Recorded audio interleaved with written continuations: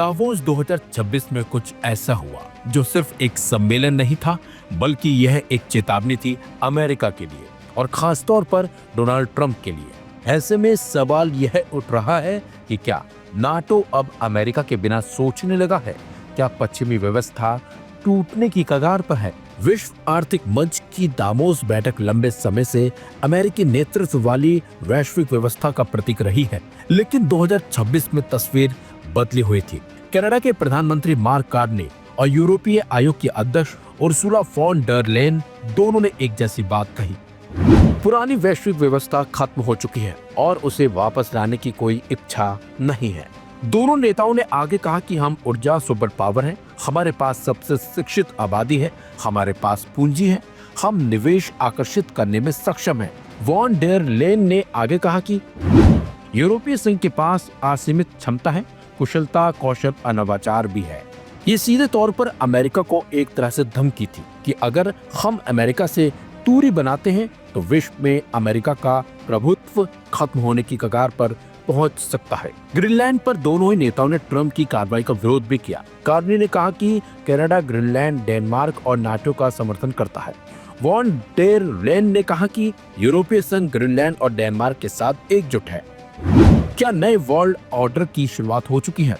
Davos 2026 में कनाडाई प्रधानमंत्री और यूरोपीय आयोग की अध्यक्ष उर्सुला वॉन डेर लेyen के भाषणों से यह मान लेना जल्दबाजी होगी कि दुनिया में एक नए विश्व व्यवस्था की शुरुआत हो चुकी है। दोनों नेताओं ने पुरानी व्यवस्था के अंत की बात जरूर की है, पर नॉस्टैल्जिया को रणनीति न मानते हुए विभाजन पर जोर दिया है। कार्नी का कहना सही है कि अमेरिकी नेतृत्व वाले नियम आधारित व्यवस्था अब वापस नहीं आएगी और मध्यम शक्तियों को एकजुट होकर सामना करना चाहिए। वॉन डेर लेyen ने इसे स्थायी परिवर्तन बताया है और यूरोप को और स्वतंत्रता फैसले लेने पर जोर दिया है, क्योंकि ये भाषण ट्रंप की ग्रीनलैंड धमकी और टैरिफ से जुड़े संकट के संदर्भ में आए, जहां पश्चिमी सहयोगी अमेरिका से दूरी महसूस कर रहे हैं। इसलिए इसे कनाडा और यूरोपीय संघ का स्थायी भाव नहीं कहा जा सकता। लेकिन वास्तव में यह नई व्यवस्था की शुरुआत ऐसे ही होती है। जब पुरानी व्यवस्था पर संकट के बादल गहराते हैं तो नई व्यवस्था अंकुरित होती है। ट्रंप की नीतियां वैश्विक व्यवस्था को तोड़ रही हैं, लेकिन कोई स्पष्ट नया ढांचा नहीं उभर कर सामने आ रहा है। कार्नी और वॉन डेर लेyen ने विभिन्न गठबंधनों और रणनीतिक साझेदारियों की बात कही, जो बहुपक्षीयता की नई कोशिश है, ना कि नई व्यवस्था की। दरअसल किसी भी नई व्यवस्था के जन्म लेने के पहले एक संक्रमण काल होता है।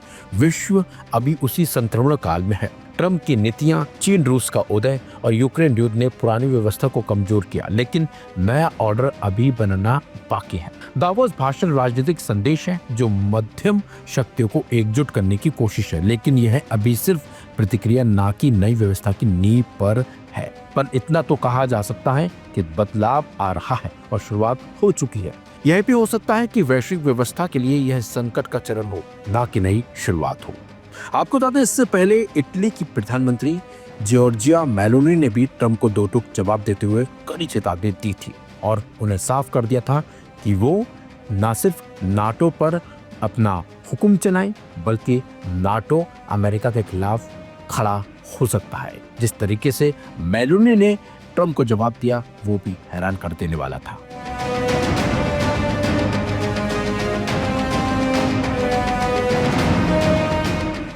Great powers have begun using economic integration as weapons. Tariffs as leverage, financial infrastructure as coercion, supply chains as vulnerabilities to be exploited. On Arctic sovereignty, we stand firmly with Greenland and Denmark and fully support their unique right to determine Greenland's future.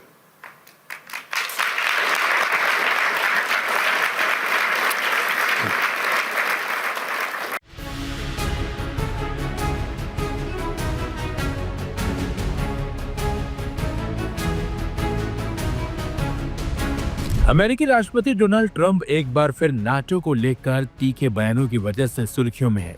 Greenland पर संभावित अमेरिकी दावों और यूरोपीय सहयोगियों के साथ बढ़ते तनाव के बीच ट्रंप ने नाटो को लेकर ऐसा दावा किया है जिसने ट्रांस अटलांटिक रिश्तों में नई बहस छेड़ दी है। ट्रंप ने अपने सोशल मीडिया पोस्ट में लिखा किसी भी इंसान या राष्ट्रपति ने नाटो मिलिट्री अलायंस के लिए उतना नहीं किया जितना मैंने किया। अगर मैं नहीं होता तो आज नाटो नहीं होता, यह इतिहास के कूड़ेदान में होता। यह दुख की बात है, लेकिन यही सच है। ट्रंप का यह बयान ऐसे समय में आया जब वह ग्रीनलैंड को लेकर अपने रुख के कारण पहले से विवादों में है।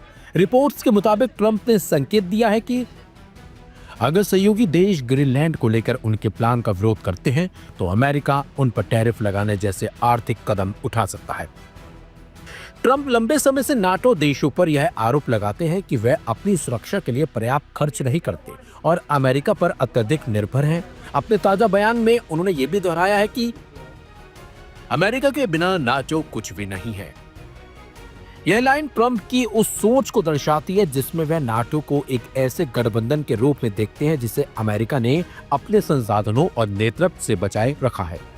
हालांकि यूरोप में इन बयानों को लेकर तीखी प्रतिक्रियाएं सामने आ रही हैं। इसी कड़ी में इटली की प्रधानमंत्री जॉर्जिया मेलोनी का एक बयान सोशल मीडिया पर तेजी से वायरल हुआ है। इस बयान में मेलोनी को व्यंग्यात्मक अंदाज में यह कहते हुए दिखाया गया है कि बिल्कुल सही, फिर हम आपके बेस बंद कर देंगे, आपके ट्रेड डील खत्म कर देंगे और अच्छे उपाय के लिए मैकडोनल्ड्स का बॉयकॉट करेंगे।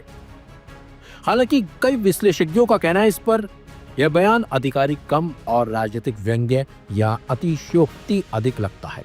फिर भी इस कथित प्रतिक्रिया ने यह दिखा दिया है कि ट्रंप के बयानों से यूरोपीय नेताओं में कितनी बेचैनी है। नाटो विशेषज्ञों का मानना है कि ट्रंप के दावे ऐतिहासिक रूप से विवादास्पद हैं। नाटो की स्थापना आपको बता दें 1949 में हुई थी और दशकों से यह सामूहिक रक्षा का प्रतीक रहा है। अमेरिका निश्चित रूप से इसका सबसे शक्तिशाली सदस्य रहा है, लेकिन यह कहना कि ट्रंप के बिना नाटो खत्म हो जाता कई सहयोगी देशों को यह स्वीकार्य नहीं है।